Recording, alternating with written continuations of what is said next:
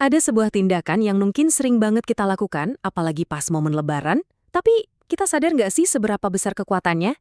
Hari ini kita bakal kupas tuntas makna di baliknya. Kedengarannya, wow, luar biasa banget kan? Tapi ini bukan sekedar janji manis atau angan-angan kosong loh. Ini adalah sebuah janji nyata yang akarnya ada di satu konsep yang akan kita bedah bareng-bareng. Kita semua pasti akrab lah ya sama istilah silaturahmi. Seringnya sih kita menganggapnya ya sebatas kunjungan keluarga aja.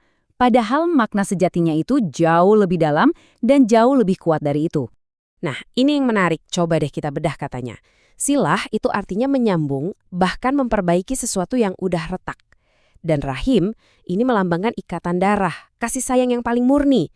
Jadi, silaturahmi itu bukan cuma soal datang berkunjung, tapi sebuah upaya aktif untuk, memperbaiki dan menjaga ikatan suci kekerabatan kita.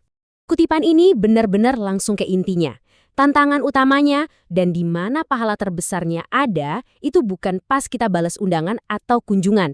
Bukan, tapi saat kita berinisiatif, kita yang mulai duluan untuk menyambung lagi hubungan yang udah terputus. Jadi penting banget nih untuk kita pahami, kalau ini tuh bukan sekedar tradisi budaya atau sopan santun biasa. Silaturahmi adalah sebuah perintah fundamental dalam Islam. Sebuah pilar penting dalam hubungan kita sama Tuhan dan juga sama sesama manusia. Biar kita lebih paham lagi seberapa pentingnya ini, coba deh lihat posisinya di dalam Al-Quran. Perintah untuk berbuat baik kepada kerabat itu datang persis setelah perintah untuk menyembah Allah. Ini bukan kebetulan.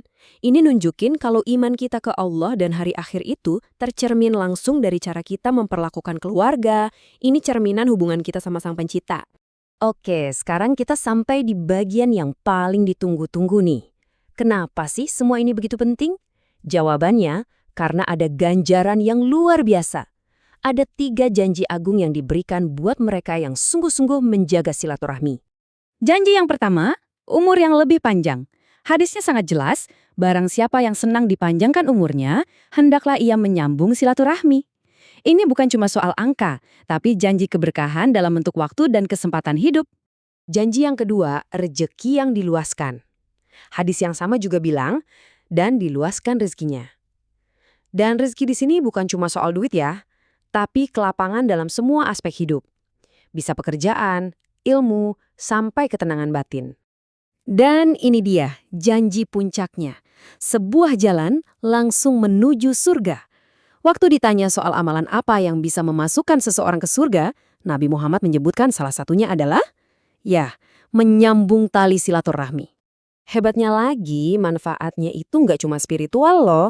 Penelitian modern bahkan nunjukin kalau menjaga hubungan sosial yang kuat itu bisa mengurangi stres, ningkatin imun tubuh, bahkan menjaga kesehatan otak kita.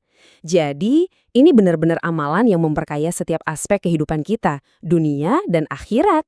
Oke, kita udah paham kenapanya. Sekarang pertanyaannya adalah gimana caranya? Karena keutamaan terbesar dari silaturahmi ini justru muncul di situasi-situasi yang paling menantang. Nah, di sini nih perbedaannya kelihatan jelas banget. Kalau cuma membalas kunjungan, itu gampang. Itu ya norma sosial biasa lah. Tapi secara proaktif, kita yang datengin duluan kerabat yang udah menjauh dari kita, bahkan mungkin yang pernah nyakitin kita, nah disitulah letak ujian dan pahala yang sesungguhnya. Kisah ini, kuat banget. Bayangin ada orang yang terus berbuat baik meskipun diperlakukan sebaliknya. Dan jawaban Nabi itu ngasih 2 jaminan luar biasa. Pertama, perbuatan baiknya itu seolah bara panas buat mereka yang berbuat salah. Dan yang paling penting, dia akan selalu senantiasa dapat dukungan langsung dari Allah. Jadi, kita harus mulai dari mana? Tenang, Islam udah ngasih panduan yang sangat jelas. Mulai dari orang tua, terutama ibu, lalu ayah, anak-anak, dan terus meluas ke lingkaran kerabat berikutnya. Ini kayak peta jalan praktis buat kita mempraktikkan silaturahmi dengan benar.